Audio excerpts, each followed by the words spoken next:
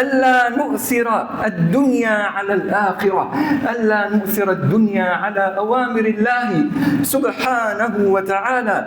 كما جئنا الآن إلى صلاة الجمعة نفذنا هذه القاعدة التي أمرنا الله سبحانه وتعالى بها، ونقيس باقي الأمور على هذه القاعدة.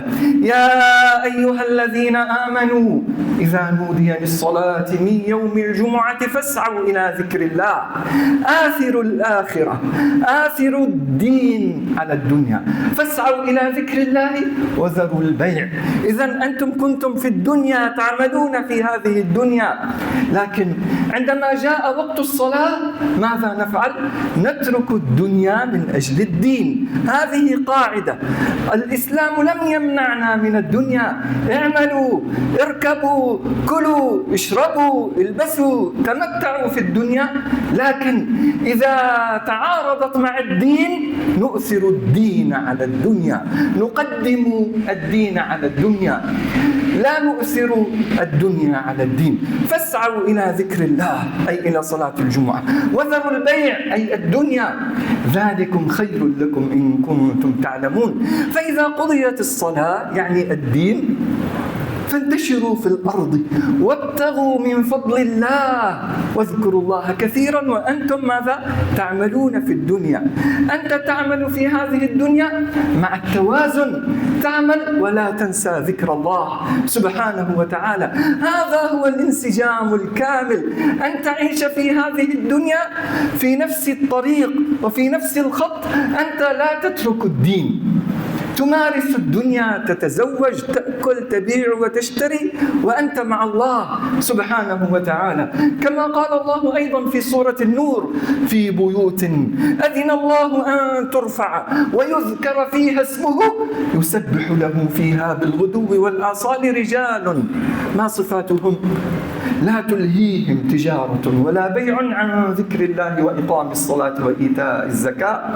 إذن هم يبيعون ويشترون لكن لا ينخدعون في الدنيا، لا تغرهم الدنيا لأنها زائلة، ولأن الآخرة خير وأبقى. وهذا ما علمنا إياه النبي صلى الله عليه وسلم في سيرته العملية وفي أقواله. فمن سيرته صلى الله عليه وسلم أنه كان يعيش مع الناس، كان متعايشا مع الناس، مع المسلمين ومع غير المسلمين، لكنه كان يختلي مع ربه في الليل قائما راكعا ساجدا يبتغي وجه الله سبحانه وتعالى حتى تتفطر قدماه صلى الله عليه وسلم. فهو يمارس الحياة مع الناس لكن لا يترك الدين، هو حياته من أجل الدين صلى الله عليه وسلم: قل إن صلاتي ونسكي ومحياي ومماتي لله رب العالمين لا شريك له وبذلك أمرت وأنا أول المسلمين. فكان النبي صلى الله عليه وسلم يمارس الحياة مع الصحابة، كان له أصحاب، كان له زوجات، كان له أولاد صلى الله عليه وسلم، لكن لا يمنعه ذلك من ذكر الله سبحانه وتعالى.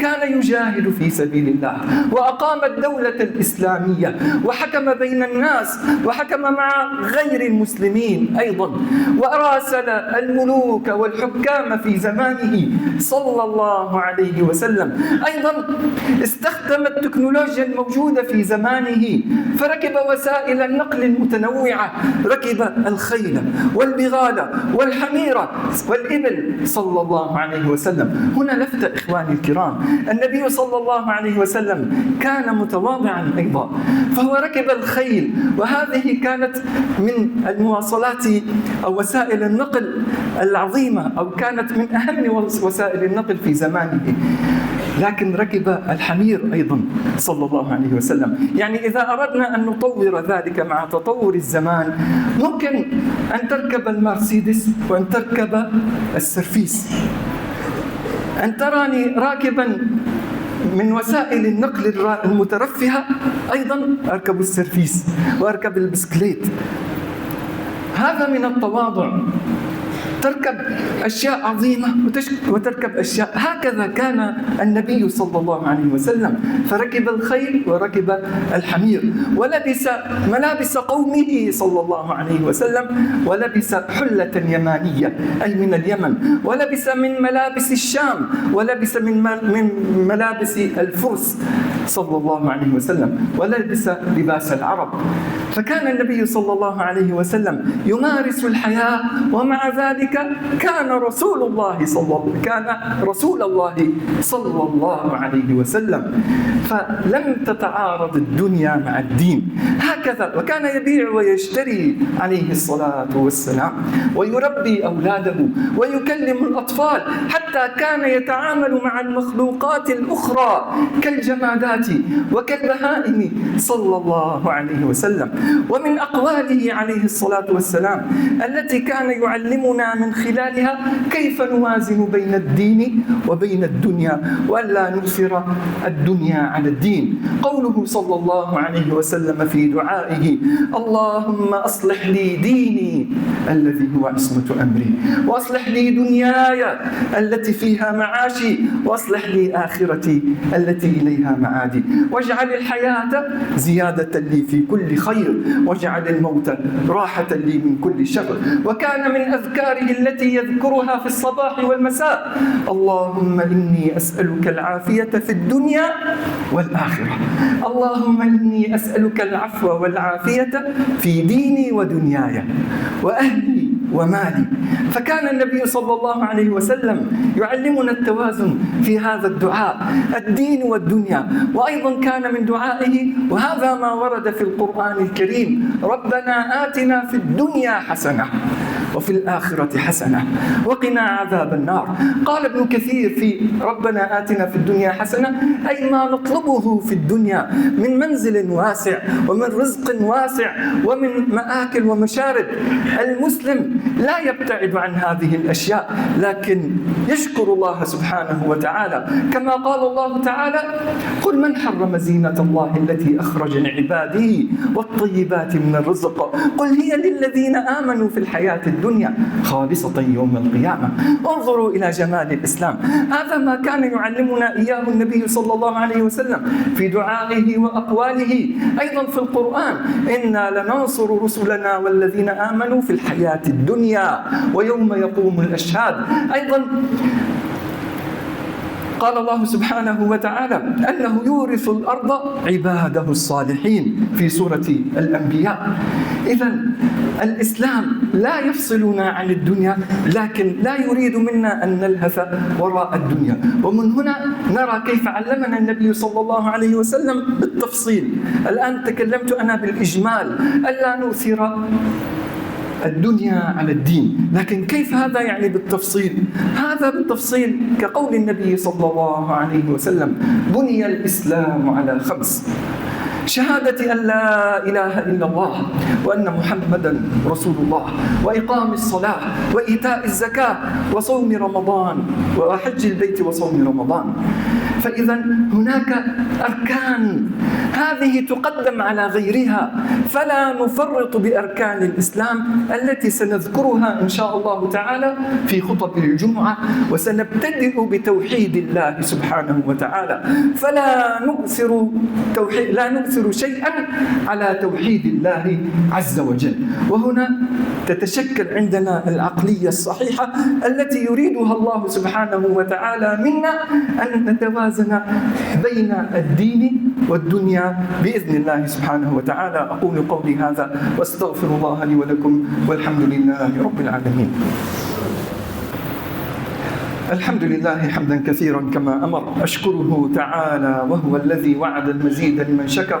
عباد الله، أخرجوا حب الدنيا من قلوبكم فإنه إذا استولى أسر. وحافظوا على الصلوات وحضور الجمعة والجماعات.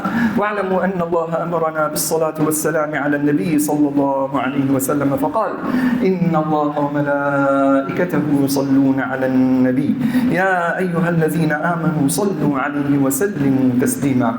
اللهم صل على سيدنا محمد وعلى آل سيدنا محمد كما صليت على سيدنا إبراهيم وعلى آل سيدنا إبراهيم، وبارك على محمد وعلى آل محمد كما باركت على إبراهيم وعلى آل إبراهيم في العالمين إنك حميد مجيد. أيها الإخوة الكرام، سنبدأ بتوحيد الله سبحانه وتعالى، فهذا لا يقدم عليه شيء. توحيد الله، الله سبحانه وتعالى خلق السماوات والأرض من أجل توحيد الله، أرسل الرسل من أجل توحيد الله. أرسل نوحا فقال لقومه يا قوم اعبدوا الله ما لكم من إله غيره. أرسل هودا عليه السلام فقال لقومه يا قوم اعبدوا الله ما لكم من إله غيره. أرسل صالحا عليه السلام فقال لقومه يا قوم اعبدوا الله ما لكم من إله غيره. أرسل شعيبا عليه السلام فقال لقومه يا قوم اعبدوا الله ما لكم من إله غيره. وبالجملة أرسل الرسل جميعا، وما أرسلنا من رسول إلا نوحي إليه أنه لا إله إلا أنا، لا إله إلا أنا. فهذا ما أمرنا الله سبحانه وتعالى به وأرسل به الرسل. ولقد بعثنا في كل أمة رسولا أن اعبدوا الله واجتنبوا الطاغوت. إذا التوحيد أيها الإخوة الكرام مهما كان من زوجات وأولاد وأموال لا نؤثر شيئا على توحيد الله تعالى، كما قال الله تعالى يا أيها الذين آمنوا لا تلهكم أموالكم ولا أولادكم عن ذكر الله. لا تؤثروا أموالكم ولا أولادكم عن ذكر الله سبحانه وتعالى. نكمل إن شاء الله تعالى في الخطبة القادمة.